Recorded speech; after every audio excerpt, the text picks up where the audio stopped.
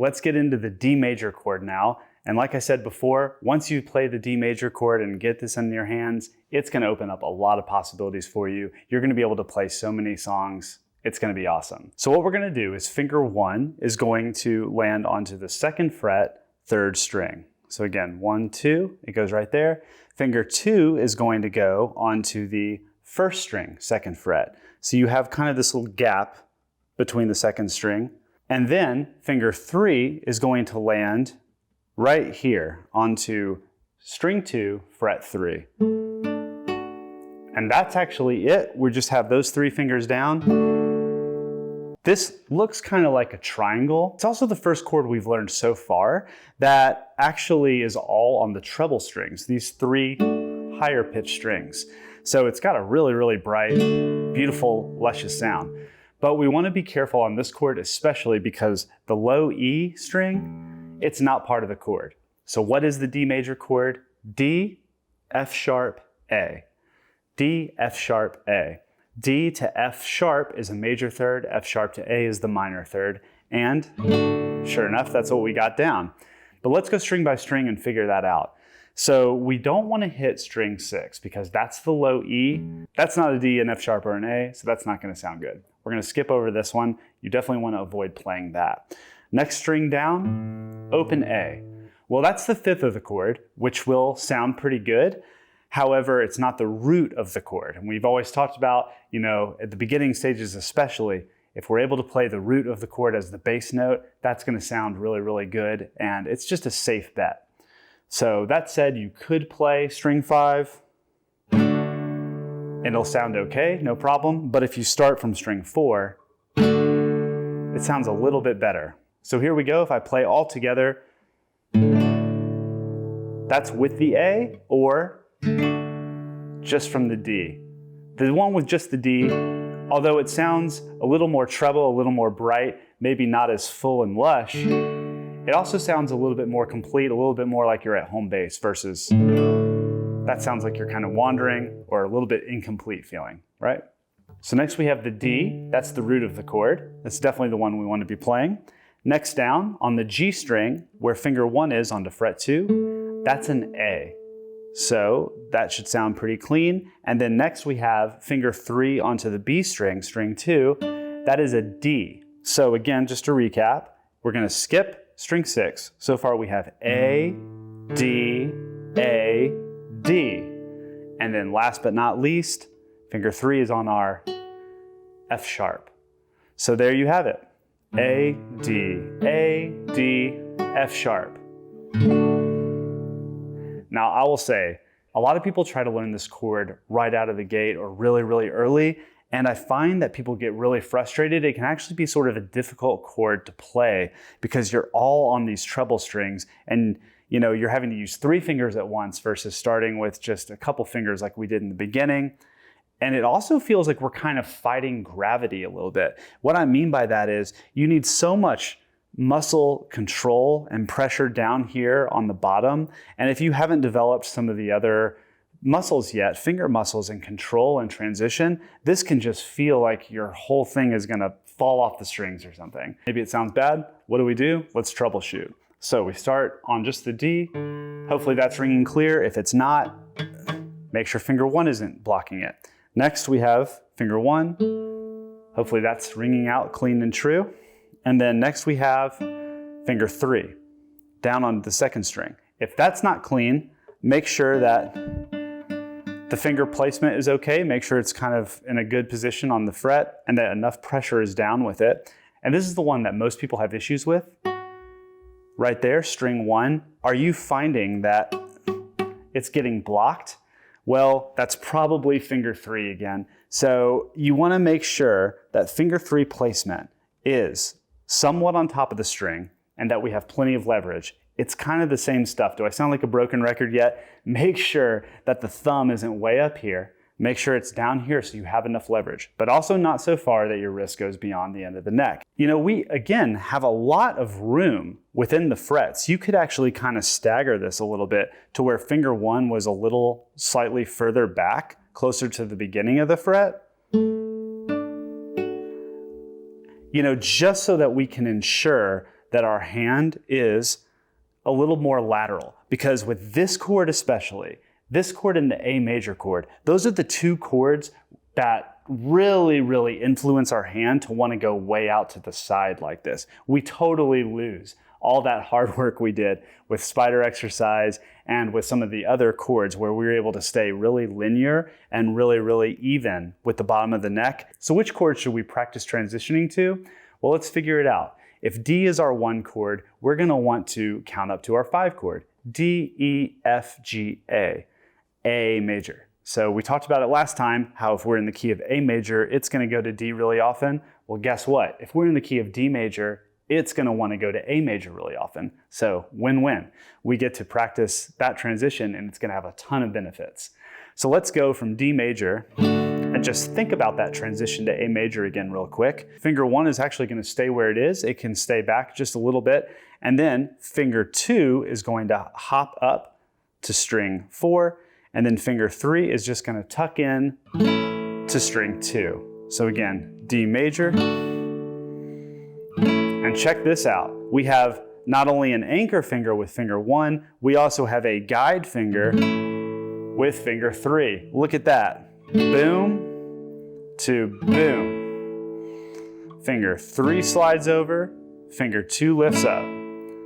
So that's a pretty sweet transition. Let's go for it. We're going to do our 8 counts, downstrokes. We'll start on D major, go to A major, and we'll just transition between those two. And don't forget, you can anchor your thumb onto the A string this time if we want to really try to just only hit from the D string down. Let's get started. 1, 2, ready, go. 1, 2, 3, 4, 5, 6, 7, 8, and 1, 2. Just remember finger 3 is going to slide over. And then finger 2 drops down. 3, 4, 5, 6, 7, 8. Finger 1 slightly shifts.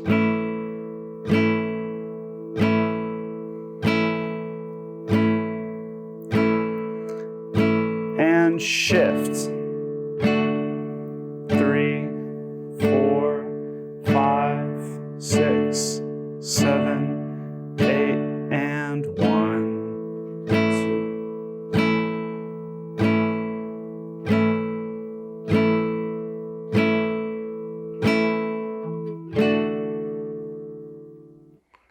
Awesome. How did that feel? Pretty easy, I hope. Not so bad, right? So similar to last time, you can always pause here, practice that transition a little bit more. When you're ready to speed it up and go to the 6 count, come on back and we'll do it. Ready to go for 6? Let's go for it. 1, 2, ready, and 1, 2, 3, 4, 5, 6, 1, 2, 3, 4, 5, 6, 1, 2, 3, 4, 5, 6, and 1, 2, 3, 4, 5, 6. Here's cycle 3, 2, 3, 4, 5, 6, and shift. 2, 3, 4, 5, 6, shift. 1, 2, 3, 4, 5, 6, and last chord. 2, 3, 4, 5. Let's end on D, and 1. Awesome. Well done. Hopefully it's feeling a lot smoother, a lot faster, and you're really getting the hang of this now. I'm super proud of you so far. Let's keep going with 4 counts. 4 counts, downstrokes. We'll do a cycle of 4. Here we go. 1, 2, ready, and 1, 2, 3, 4. 1, 2, 3, 4, and 1, 3, 4, and 1, 2, 3, 4, and 1, 2, 3, 4, and 1. Shift, 1. Already on the last cycle, believe it or not. And 1, 2, 3, 4, 1. Awesome. It's amazing how fast the 4 count goes compared to the 8 and the 6, right? And keep it going. You know, you can always just practice on, again, just doing transitions like this. And like we always say, you don't even have to put a lot of pressure down. You can totally just let those fingers hang out on the strings very, very lightly. Just kind of work on the transition. Go like this. It's totally okay to do that because it's all about building that familiarity and also not destroying your hand, avoiding finger pain, right? But we want to just make sure that we are totally getting comfortable with this transition. One of the other really, really common chords that D major is going to go to is E major. So if we're going to go from D major to E major, that might feel like a quantum leap, like E major is way up here, way over here. It's like, how are we going to get there? Well, here's how. We are lucky enough to have a guide finger again. Finger 1, here's the D major. And to get to E major, check this out. Finger 1 just slides back over to fret 1, and then fingers 2 and 3 get to go up there. So again, D major, E major, and then, check this out, A major, right? So D major, E major, finger 1 is totally locked down onto that G string, which is amazing. We have so much value in that. So we could actually learn a pretty classic song using this progression, Every Day by Buddy Holly. So what we'll do is start on the A major chord and do 4 downstrokes. 1, 2, 3, 4, and then we go to D major, 1, 2, and then E major, 3, 4. So again, that's 4 downstrokes on the A major, 2 on the D major, and then 2 on the E major. So let's give it a shot really slowly. I'll do the count the first time through. I'll remind you of the chords as we go. 1, 2, ready, and 1, 2, 3, 4, D major, 1, 2, E major, 3, 4, A major, 1, 2, 3, 4, D, E, A, 2, 3, 4, D, 2, E, 4, A major, E, and then you can just repeat that over and over again. Every day it's getting closer, going faster than a roller coaster. Love like yours will surely come my way. E major. Every day it's getting closer. Everyone said go ahead and ask her. Love like yours will surely come my way.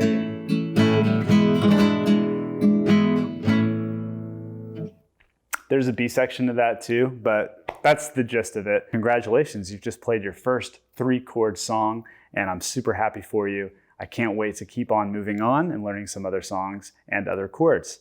We're getting really close to the end of all the basic chord shapes, so let's keep pushing forward.